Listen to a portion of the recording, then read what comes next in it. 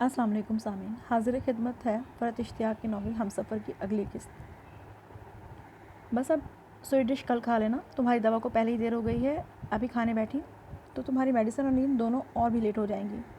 حریم کو مزید کسی احتجاج کا موقع دیے بغیر اس نے اسے گود میں اٹھایا اور سیدھی کمرے میں لے گئی جو اشر نے حریم کے لیے سجایا تھا۔ اس کا کھانے کا موڈ مکمل طور پر ختم ہو چکا تھا۔ اپنی پلیٹ میں موجود کھانا یوں ہی چھوڑ کر وہ میز پر سے اٹھ گیا، شیشے کا سلائڈنگ ڈور کھول کر بالکونی میں نکل آیا۔ ریلنگ پر اپنے بازو کا وزن ڈالے وہ سڑک پر دوڑتی بھاگتی گاڑیوں کو بے توجہی سے یوں ہی کافی دیر تک دیکھتا رہا۔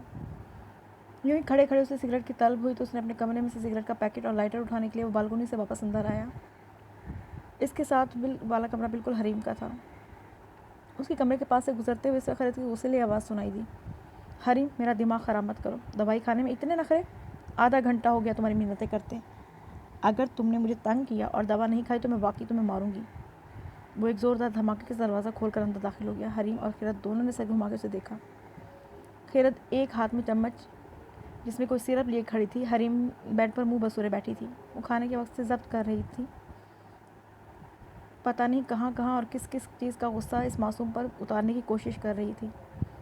وہ ایک دم بہت تیزی سے حریم کے پاس آیا، اسے گود میں اٹھا لیا اور اس کی آنکھوں میں بھرے آنسو دیکھ کر اس کا خون کھولنے لگا۔ موڈ کیوں آف ہے میری پرنسس کا؟ مسکراتے ہوئے اس نے ماتھے پہ پیار کیا اور اس کا چہرہ ہاتھ سے پکڑ کر بالکل اپنے سامنے کر لیا۔ پاپا، باپ کو اپنا ہمدرد پا کر اس کی آنکھوں سے آنسو گرنے لگے۔ آنسو دیکھ کر اشر حسن کو یوں لگا جیسے کوئی اس کے دل میں سوئیاں چبو رہا ہو، جیسے کسی نے اس کے کلیجے پر ہاتھ ڈالا ہو۔ پاپا، ماما دوا دے رہی ہیں۔ پاپا، دوا کڑوی ہوتی ہے۔ وہ اس کے آنسو صاف کرتا اور اسے پیار کر رہا تھا جب وہ کڑوی کو کروی کہہ رہی تھی۔ اس کا انداز اسے اتنا پیارا لگا کہ باوجود شدید ترین غصے کے وہ بے اختیار ہنسنے میں مجبور ہو گیا۔ ہاں، دوا کڑوی تو ہوتی ہے، مگر کھانی تو پڑے گی پرنسس، ورنہ جلدی سے کیسے ٹھیک ہوں گی؟ اس کی ناک سے اپنی ناک ملاتے ہوئے ہنستے ہوئے بولا، اچھا یوں کر لیتے ہیں، پہلے ہم دوا لے لیتے ہیں، پھر فوراً اسٹرابری یوگرٹ کھا لیں گے۔ وہ اتنی میٹھی اور اتنی ٹیسٹی ہوگی کہ اسے کھا کر پتہ بھی نہیں چلے گا کہ دوا کتنی کڑوی تھی۔ وہ اسی کے انداز میں بولا، پھر سے گود میں لیے کمرے سے باہر کچن میں آ گیا۔ فریزر میں سے ایک کپ اور کٹلری اسٹینڈ سے ایک چمچ لے کر وہ اسے گود میں اٹھائے واپس کمرے میں آیا، جہاں ہاتھ میں دوا سے بھرا چمچ لیے خیرت ابھی تک کھڑی تھی۔ دوا دو، بغیر دیکھے اس نے سرد لہجے میں اسے کہا اور اس کے ہاتھ سے چمچ لے لیا۔ جلدی سے شاباش، تاکہ مجھے پتہ چلے میری پرنسس کتنی بہادر ہے۔ اسے پیار کرتے بہلاتے اس نے چمچ اس کی طرف بڑھا دیا۔ پھر خود کو بہادر ثابت کرنے کے لیے یا شاید ٹھنڈی میٹھی اسٹرابری یوگرٹ کھانے کے لیے اس نے منہ کھول دیا۔ دوا کڑوی ہے پاپا، سویٹ ڈش دیں۔ ابھی چمچ منہ میں گیا بھی نہیں تھا کہ اس نے کڑوے ہونے کا شور مچا دیا۔ اس نے فروٹ یوگرٹ کا ایک چمچ بھر کر پکڑا اور دوا حلق میں اتارنے بھی نہیں پائی تھی کہ حریم نے وہ چمچ جھٹ منہ میں لے لیا۔ بغیر دیکھے یا کچھ کہے اس نے خیرت کی طرف دوسری دوا مانگنے کے لیے ہاتھ بڑھایا۔ بس اور نہیں دینی، باقی دوا شاید وہ پہلے ہی دے چکی تھی۔ حریم اب کب ہاتھ میں لیے جلدی جلدی یوگرٹ کھا رہی تھی۔ خیرت حریم کو اس کی گود سے اٹھانے لگی تو خفگی سے منہ پھیر کے اس کے کاندھے میں منہ چھپا لیا۔ حریم، دانت برش کر کے سونا ہے، پہلے ہی کافی دیر ہو گئی ہے۔ حریم آپ سے کٹی ہے، پاپا اچھے ہیں، پاپا حریم کے فرینڈ ہیں، پاپا کے ساتھ سوؤں گی حریم، اس نے آہستگی سے اس کے کان میں پوچھا۔ اس کے کاندھے میں منہ چھپائے چھپائے زور زور سے اقرار میں سر ہلانے لگی۔ وہ اسے گود میں اٹھائے وہاں سے اپنے کمرے میں لے آیا، اسے بیڈ پر لٹا کر اے سی چلایا اور پھر خود بھی برابر میں تکیہ لگا کے ٹیک لگا کے ہولے ہولے اس کے بالوں میں انگلیاں پھیرنے لگا۔ سائڈ ٹیبل پہ رکھے سگریٹ کے پیک سے ایک سگریٹ نکال کے اسے منہ میں دبائی۔ سگریٹ کو شعلہ دکھانے ہی لگا تھا کہ اس کی حریم کے چہرے پر نظر پڑی۔ وہ آنکھیں حیرت سے کھولے بڑی معصومیت اور دلچسپی سے اس کی تمام کارروائی کو دیکھ رہی تھی۔ جتنی کثرت سے راتوں کو جاگ جا کے سگریٹیں پیا کرتا تھا، وہ اس کی صحت کو کس طرح متاثر کرے گا یہ پرواہ اسے کبھی نہیں رہی تھی، مگر سگریٹ کا یہ دھواں اس کی بیمار بیٹی کی صحت پر کیا اثر ڈالے گا یہ فکر اسے ایک پل میں لاحق ہو گئی تھی۔ ایک سیکنڈ بھی نہیں لگا تھا اسے شعلہ بجھانے میں۔ بڑی بے اختیاری کی کیفیت میں اس نے ایک لمحے میں سگریٹ منہ سے واپس نکال لی تھی۔ سگریٹ اور لائٹر دونوں دوبارہ میز پہ رکھے، حریم کے من موہنے چہرے کو محبت سے تکتا اس کے برابر لیٹ گیا۔ وہ آنکھیں کھولے لیٹی تھی، شاید اسے ابھی نیند نہیں آ رہی تھی۔ حریم، نیند نہیں آ رہی؟ اس نے سر اقرار میں ہلایا، پھر فوراً سے کہا، پاپا کہانی سنائیں۔ اس نے اپنا ننھا منھا سا ہاتھ اس کے سینے پر رکھا ہوا تھا۔ کہانی؟ وہ ایک پل کے لیے چپ ہوا، پھر اس کی آنکھوں میں کہانی سننے کی خواہش کو دیکھتے سر ہلانے لگا۔ یہ کام زندگی میں کبھی نہیں کیا تھا، مگر کوشش کر کے وہ یاد کر کے جانوروں کی کہانی اسے سنانے لگا۔ لیکن کچھ ہی دیر میں حریم کے چہرے کا جوش و خروش کم ہوتا نظر آنے لگا۔ کیا وہ پرنسس، کیا کہانی اچھی نہیں ہے؟ اس نے بے ساختہ پوچھا۔ مما کے پاس جانا ہے۔ بغیر ہچکچاہٹ کے اس نے اپنی بے چینی کی وجہ بتا دی۔ ابھی ماں سے ناراض ہو کے اسے منہ پھیلا کر اس کے پاس یہاں آئی تھی، اب تھوڑی دیر بعد اسے دوبارہ جانا ہے۔ وہ ماں اس کی بیٹی کے لیے اتنی ناگزیر تھی، یہ احساس دل کو خوشی نہیں دے رہا تھا، مگر اس کی مجبوری تھی بیٹی کی خواہش پوری کرنا۔ وہ حریم کو گود میں اٹھائے واپس اسے کمرے میں لے آیا۔ اس بار اس نے دروازے پر نوک کیا تھا۔ شرعی اور قانونی لحاظ سے یہ عورت ابھی بھی اس کی بیوی تھی۔ جس نے اسے نوک کرنے پر دروازہ کھولا تھا، اسے اگنور کرنا وہ سائڈ پر نکل کر کمرے کے اندر آ گیا تھا اور حریم کو بیڈ پر لٹا دیا تھا۔ خیرت واپس بیڈ پر بیٹھ گئی تھی۔ حریم کو لٹا کر اسے پیار کرنا اور وہاں سے ہٹنے لگا تو اس کا ہاتھ پکڑ لیا۔ پاپا سٹوری تو فنش کریں۔ پرنسس اب باقی کی سٹوری کل سنیں گے، ٹھیک؟ نہیں آج، وہ ضدی انداز میں بولی۔ اس نے خیرت کی طرف تھوڑا سا سرکتے ہوئے اشر کے لیے بیڈ پر جگہ بنائی۔ وہ بولی پاپا سٹوری سویٹ ہارٹ، باقی سٹوری کل سن لیں گے، میں تمہیں ابھی سلانا چاہتا ہوں نا، سٹوری سنائیں گے پھر ہی سوئے گی حریم، ورنہ حریم روئے گی۔ اس کی دھمکی پر ہار مان کر مسکراتا وہ اس کے برابر بیٹھ گیا۔ ہاں تو ہم کہاں تھے؟ اس نے حریم سے پوچھا۔ ایسے نہیں، لیٹ کر سنائیں۔ اس بار بڑی محبت کے اس نے ضد باندھی، پھر اس نے ہار مانی اور اس کے پاس ہی لیٹ گیا۔ ماما پاپا کو اینیملس کی بہت اچھی سٹوری آتی ہیں۔ اس نے بیڈ کے دوسرے کونے پر لاتعلق بیٹھی خیرت کو مخاطب کیا۔ وہ جواباً کچھ بھی نہ بولی۔ ماما ادھر آئیں نا، لیٹیں نا۔ حریم نے اس کا ہاتھ پکڑا، اسے لاتعلقی سے باہر نکال کر اپنی طرف دیکھنے پر مجبور کیا۔ کچھ دیر قبل اس معصوم بچی پر بلا وجہ غصہ اتارتی خیرت اس پر مسکرا کر اسے دیکھا۔ اس کی ضد پر اسے ڈانٹنے یا اس پر ناراض ہونے کے بجائے اس کے قریب آ گئی۔ وہ لیٹی نہیں تھی، ہاں، مگر وہ حریم کے قریب ضرور ہو گئی تھی۔ وہ بیڈ پہ بہت نارمل طریقے سے بیٹھی تھی، ٹانگیں سمیٹ کر بالکل سیدھی۔ حریم ان دونوں کے بیچ میں مزے سے لیٹی ہوئی تھی۔ ایک ہاتھ اس نے اشر کے اوپر رکھا ہوا تھا اور دوسرے سے مضبوطی سے خیرت کو پکڑ رکھا تھا۔ وہ اسے کہانی سنانے لگا۔ کہانی سے 10-12 منٹ سن کر اس کی آنکھیں بند ہونے لگی تھیں۔ خیرت آہستہ آہستہ اس کے بالوں میں انگلیاں پھیر رہی تھی۔ وہ صرف چند منٹوں میں گہری نیند میں سو چکی تھی۔ اس کے سونے کے بعد وہ 1 سیکنڈ میں اس کے کمرے سے باہر آ گیا۔ اس عورت کے ساتھ ایک کمرے میں اپنی موجودگی اس کی برداشت کا کڑا امتحان تھی۔ آج جو رویہ اس نے صرف اس پر اپنا غصہ اور نفرت ظاہر کرنے کے لیے حریم کے ساتھ اپنایا، اس پر اسے بہت کچھ کہنا چاہتا تھا، مگر حریم کی نیند خراب ہونے کے خیال سے اس وقت کچھ بھی نہیں کہا۔ صبح وہ معمول کے مطابق اپنے وقت پر بیدار ہوا۔ اپنے کچھ کپڑے اور ضروری سامان وہ کل ہی گھر سے یہاں لے آیا تھا، اس لیے آرام سے آفس جانے کی تمام تیاری کر لی۔ کچن میں آ کر ناشتے کے طور پر اس نے فریج میں دودھ کا ڈبہ نکالا اور ان میں سے 1 گلاس ٹھنڈا دودھ یوں ہی بغیر شکر ملائے پی لیا۔ کچن سے نکل کر اس نے کوٹ پہنا، بریف کیس، موبائل، گاڑی کی چابی اٹھائی۔ اپارٹمنٹ سے نکلنے سے قبل وہ حریم کے کمرے میں آیا۔ اس نے آہستگی سے دستک دی۔ خیرت جاگی ہوئی تھی، تبھی اس کی ہلکی سی دستک پر اس نے فوراً دروازہ کھول دیا۔ حریم کروٹ لیے خوب گہری نیند سو رہی تھی۔ وہ آہستہ سے چلتا اس کے قریب آیا، بہت آہستگی سے جھک کر اس کے ماتھے پہ پیار کیا، پھر خیرت کو اپنے ساتھ باہر آنے کا اشارہ کرتا کمرے سے نکل گیا۔ اس کے پیچھے پیچھے کمرے سے باہر آ گئی تھی۔ آج دوپہر 2 بجے ڈاکٹر عابد انصاری کے پاس اپائنٹمنٹ لے رکھا ہے میں نے۔ حریم کو لنچ کرا کے تیار کر کے رکھنا، 1:15 بجے تک آ جاؤں گا۔ اس کا اب تک کا جو ٹریٹمنٹ ہو چکا وہ اور جو کچھ میڈیسن اسے دی جاتی رہی ہیں ان کی سب ڈیٹیلز، اس کے تمام ٹیسٹ رپورٹ سب کچھ تیار رکھنا، اسے سرد لہجے میں کہا۔ خیرت کے چہرے پر اس وقت لاتعلقی نہیں تھی، وہ پوری توجہ سے اس کی بات سن رہی تھی۔ ہاں، اس کی طرف دیکھنے والی اس کی نگاہیں ضرور سپاٹ اور بے تاثر تھیں۔ میں نے حریم کے لیے ایک میڈ کا بندوبست کیا ہے، زینب خاتون ہے اس کا نام۔ شاید ابھی 1 یا 2 گھنٹے میں وہ یہاں آ جائے گی۔ اس کے آ جانے کے بعد حریم کے سارے کام وہ خود کرے گی۔ میری بیٹی اسے نخرے دکھائے یا اس کا وقت برباد کرے، میں اسے سب کی تنخواہ دوں گا۔ تمہیں اب میری بیٹی کے کاموں اور اس کی دوا نہ لینے پر غصہ کرنے اور چڑھنے کی کوئی ضرورت نہیں ہے۔ کل رات میں نے بہت برداشت کر لیا، آئندہ کبھی تم اس پہ چلائیں اور اس کی آنکھوں میں نے آنسو دیکھے تو برداشت نہیں کروں گا۔ اس کے لہجے میں برف کی سی ٹھنڈک تھی۔ اس کے تاثرات 2 ٹوک اور نفرت بھرے تھے۔ وہ اپنی بات ختم کر کے لمبے لمبے ڈگ بھرتا اپارٹمنٹ سے باہر نکل گیا۔ اس شام وہ آفس سے قدرے جلدی آ گیا۔ بصیرت حسین تو اپنے معمول کے مطابق پہلے ہی گھر آ چکے تھے۔ یہ شام کی چائے کا وقت تھا، چنانچہ خیرت ان کے لیے چائے اور اس کے ساتھ ساتھ اپنے لیے ہلکے پھلکے اسنیک لے آئی تھی۔ ابھی ان لوگوں نے چائے پینا ہی شروع کی تھی کہ فریدہ بھی گھر آ گئی۔ اچھے وقت پر آ گئیں، آ جاؤ چائے پیو۔ چیز کیک کھاتے بصیرت حسین نے انہیں دیکھتے ہی کہا۔ اگر چائے خیرت نے بنائی ہے تو پیوں گی، ورنہ نہیں۔ پرس اور گاڑی کی چابی سینٹر ٹیبل پہ رکھتے صوفے پہ بیٹھتے ہوئے انہوں نے تعریف کے طور پر کہا۔ چائے بھی میں نے بنائی ہے ممی، اور چیز کیک بھی۔ آپ چکھ کر بتائیں کیسا بنا ہے۔ خیرت بصیرت حسین کو ابھی بھی ماموں ہی کہتی تھی، جبکہ فریدہ نے شادی کی ابتدائی کچھ ہی دنوں میں خود کو مومانی کہنے سے روک دیا تھا، یہ کہہ کے کہ انہیں بہو کے منہ سے خود کو مومانی کہلانے سے اجنبیت اور فاصلے کا احساس ہوتا ہے، سو ان کی خواہش پر خیرت انہیں اشر کی طرح ممی ہی کہنے لگی تھی۔ بصیرت حسین ہوں یا فریدہ، دونوں ہی کو چائے اور کافی صرف اور صرف خیرت کے ہاتھوں کی پسند آتی تھی۔ شام کی چائے پر تو سب کا اکٹھا ہونا بہت ہی کبھی کبھار ہوتا تھا۔ ہاں، رات کے کھانے کے بعد یہ چھٹی والے دن ضرور خیرت سے فرمائش کر کے چائے یا کافی بنوا کر دونوں پیار کرتے تھے۔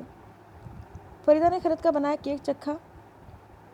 وہ ڈائٹ کانشیس تھیں، جم جاتی تھیں، بھرپور ایکسرسائز یوگا کرتی تھیں، کھانے پینے میں کیلوریز کا پورا دھیان رکھتی تھیں۔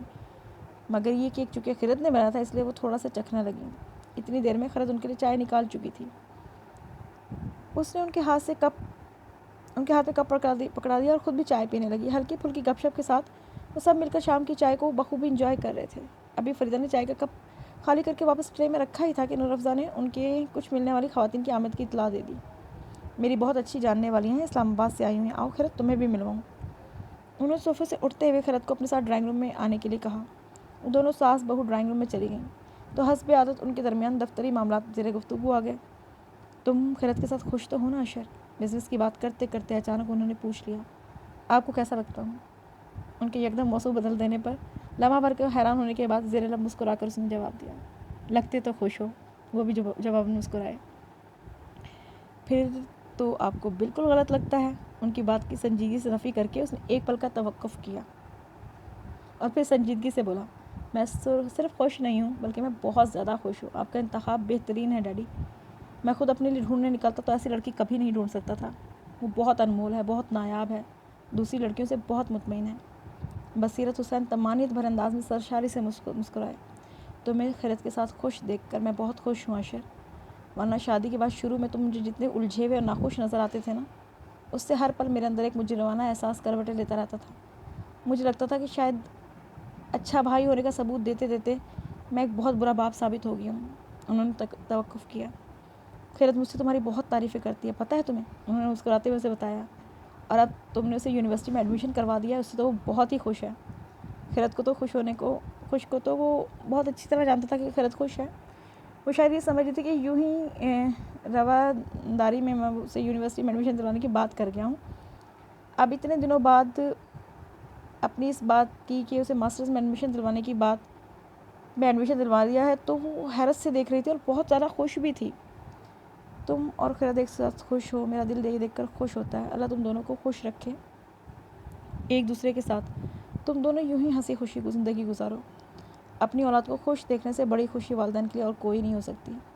بس اب اللہ سے دعا ہے کہ وہ مجھے میرے پوتا پوتی کی خوشی اور دکھائے۔ مجھے ایسا لگے گا جیسے دنیا کی ساری نعمتیں مجھے مل گئی ہیں۔ وہ باپ کی محبت بھری دعاؤں کی بڑی سنجیدگی سے ان کو سن رہا تھا، مگر دعائیہ جملوں کے اختتام پر جو بات انہوں نے کہی اسے سننے کے سے ہی ان کے ذہن میں بے ساختہ خیرت آ گئی۔ اگر وہ بھی یہاں موجود ہوتی تو ڈیڈی کی دعا کے اس آخری حصے پر اس کا کیا رد عمل ہوتا؟ اس کا بے تحاشا سرخ پڑتا چہرہ اس کے تصور میں آ کے اسے ہنسنے میں مجبور کر رہا تھا اور وہ اپنی ہنسی بامشکل باپ سے چھپا رہا تھا۔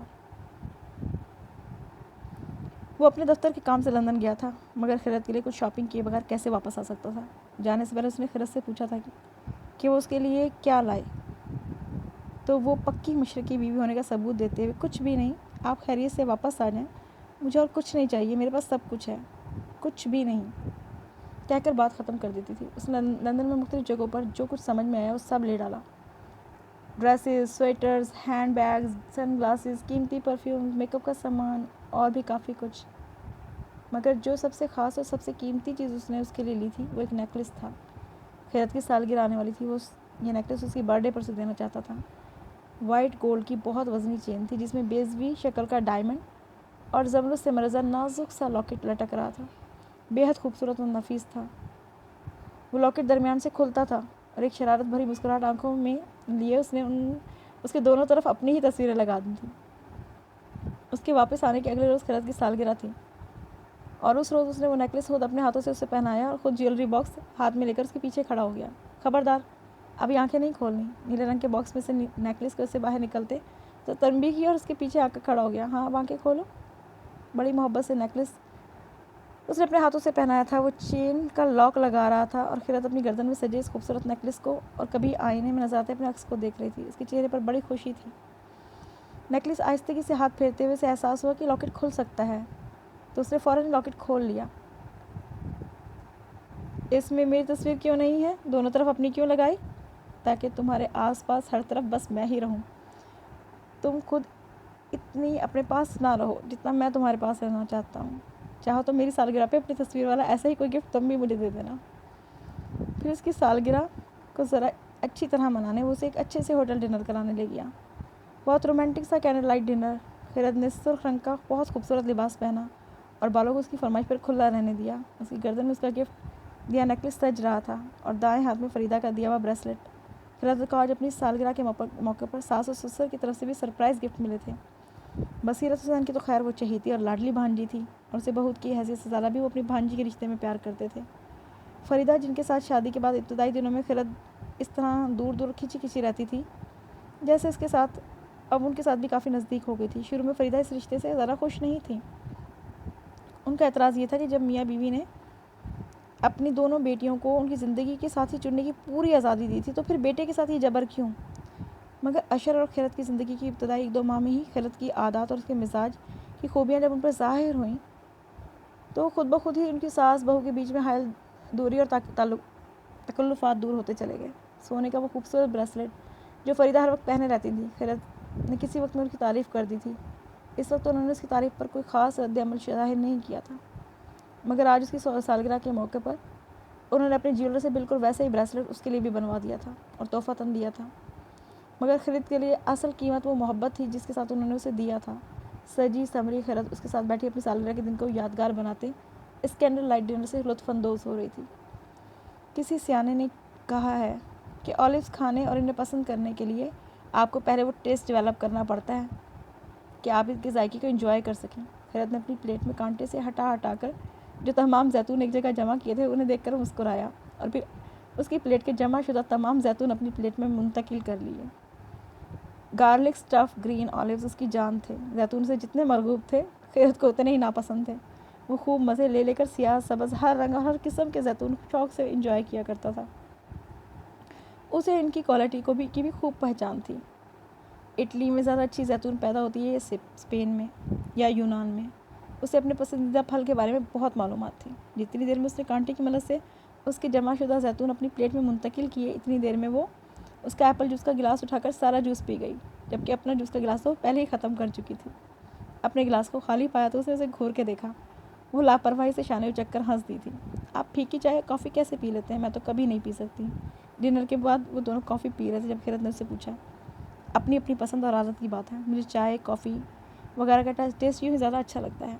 कॉफ़ी का घूंट लेते उसने जवाब दिया, फिर कप वापस पेज पर रखते हुए मुस्कुरा कर बोला, मम्मी बताती हैं जब मैं 4-5 साल का था और मम्मी मेरे फेवरेट मग में मेरे लिए दूध लेकर आती थी, तो उन्होंने उसमें चीनी मिला दी होती तो मैं एक घूंट के बाद दूध पीने से साफ इनकार कर देता था।